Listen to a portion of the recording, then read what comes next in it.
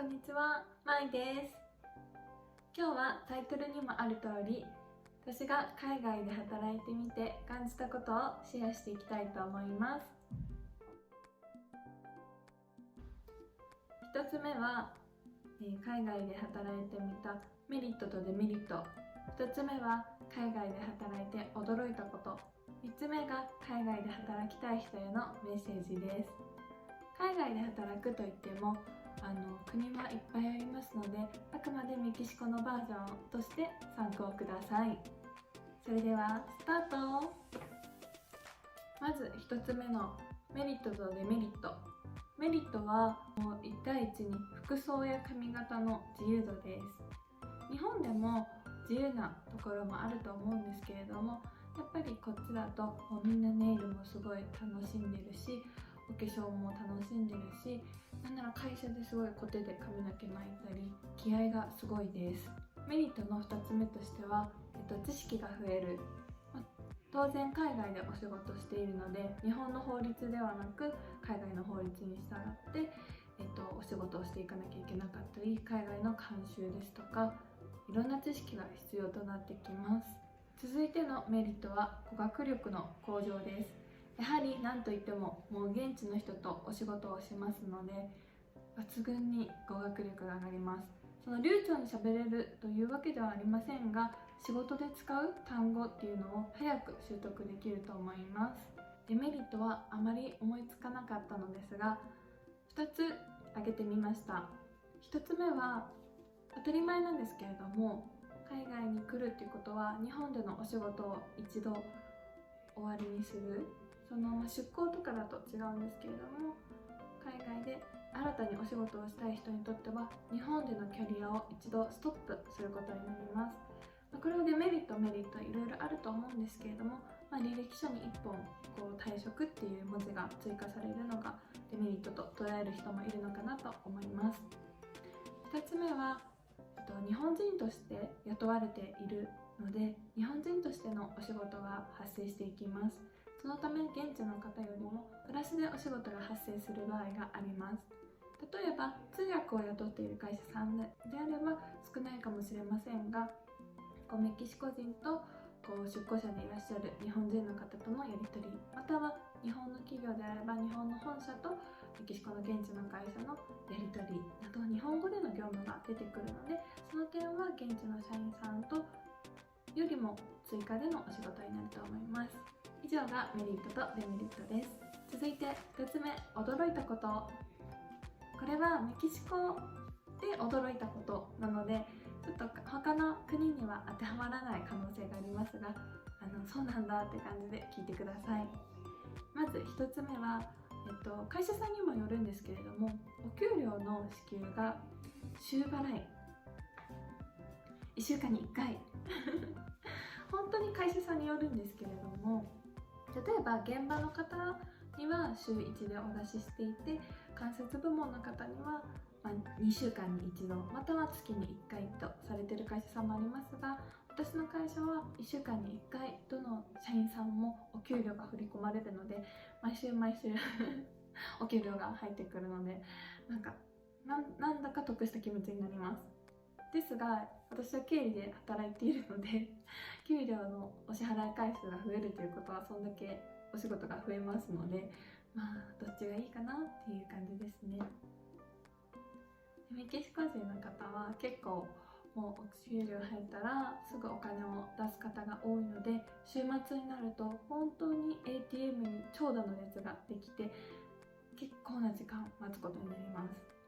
なのでメリットなのかデメリットなのか。驚いたこと2つ目、こちらも会社さんによると思うんですけれども、私の勤めている会社では朝ごはんという時間があります。部署によって違うんですけれども、だいたい10分15分ぐらい朝食の時間があります。10時とか11時とかそれぐらいに食べに行きます。で結構みんな朝からがっつり食べるんですけれども、面白いなと思ったのが、会社のコンセントにホットサンドメーカーをくっつけてコネクトして、ホットサンドを実際に作って出来たてを食べてる社員さんがいて面白いなと思いました。最後はこれから海外で働きたい方へのメッセージです。まずは語学についてです。やはり海外でお仕事となると語学が壁になっちゃうと思います。ですが私が実際に働いて感じてみたことが、語学はやはりベースがあれば十分かなと思います。もちろん通訳として働きたいというのであればある程度の語学力は必要となってきますが、専門用語にしてもその会社で使われている用語は会社さんによって違いますので、その現地についてから学ぶ姿勢の方が大事だと思います。ただしベースとなる日常会話ですとか、数字ぐらいは覚えていってからの方がいいかなと思います。私もメキシコに来てからメキシコのスペイン語は覚えました。スペイン語は話されている国や地域がとっても多いので、大学や留学先で勉強したスペイン語よりもメキシコへ来てから覚えたメキシコのスペイン語の方がたくさんあります。さらに私は経理のお仕事をしているので、やはり専門用語がとっても多いです。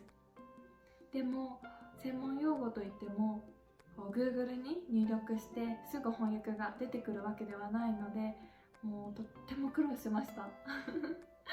最初何それっていうのが本当に多かったんですけれども、話の流れですとか何っても単純に聞いて違う言葉で表現してもらう。専門用語だとそもそもその用語を知っていないと話に成り立たないので、ある程度、そのお仕事に就く際のベースの用語を日本語で覚えておくっていうのも必要かなと思います。続いてのメッセージは、趣味を持つこと。今コロナ禍の中での海外生活は大変な部分も多いです。メキシコは比較的コロナの制限が少ない国ですので、遊びに出かけてる方も多いですし、ご飯を食べに行く方もとっても多いんですけれども、やはりどうしてもおうち時間または一人時間が増えますので、お仕事とは別に何か楽しめるリラックスできる趣味を持つことをおすすめします。私の場合ですとお料理とメキシコ雑貨集めが趣味となっています。お料理はそんなに上手ではないんですけれども、メキシコのキッチンはすごく大きくてコンロが6つもあるので、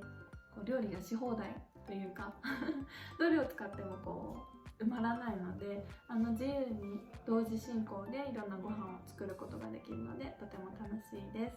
また日本食が手に入りにくい、日本よりは手に入りにくい状況ですので、何か食べたいなと思ったら自分で作ってみようっていう感じになっていろんなものを作ってみています。また動画にもいろいろ上げているので見てみてください。あとはメキシコ雑貨集め、これはもう本当にすごく楽しい。あんまり雑貨の紹介をしていないんですけれども、またいつかしていきたいと思います。最後のメッセージは、自分の中で落としどころを決めておくです。海外の求人数というものは日本での求人数、転職する時の求人数よりも基本的には少なくなる傾向だと思います。もちろんその分ライバルも減るとは思いますが、いつご縁があるかわからないので、そのご縁をずっと待っていてもただただ時間が過ぎてしまって、自分が行きたかった時期、自分のライフプランにあってこの時に行きたいのに行けないっていうことになってしまいかねますので、例えば求人の中でお給料と地域がいいからもうここにしようとか、ある程度妥協点を見つけておくといいと思います。女の子とかは特に結婚や出産、育児っていうのがライフプランの中にあると思うんですけれども、それもやっぱり時期っていうのはある程度自分の中で理想があると思います。なんでそこも自分と話し合いながら、ここまでならこれを優先していいな、ここまでならちょっとこれは優先できないからこういう方法で行こうとか、自分の中でA パターン、B パターン、C パターンみたいなパターンを作っておくといいかなと思います。何事もやっぱり全部うまくいくっていうのは本当に少ないと思うので、自分がどんな人生にしたいか、どんなキャリアプランにしたいかっていうのをまた見つめ直して、またご家族とお話しして素敵な人生にしていっていただけたらいいなと思います。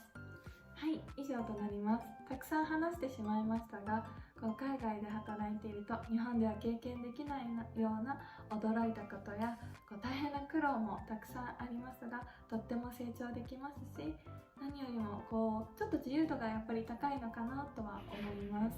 なのでぜひ海外で働いてみたいな、海外の人とお仕事してみたいなって思う方はぜひ若いうちに挑戦していただければと思います。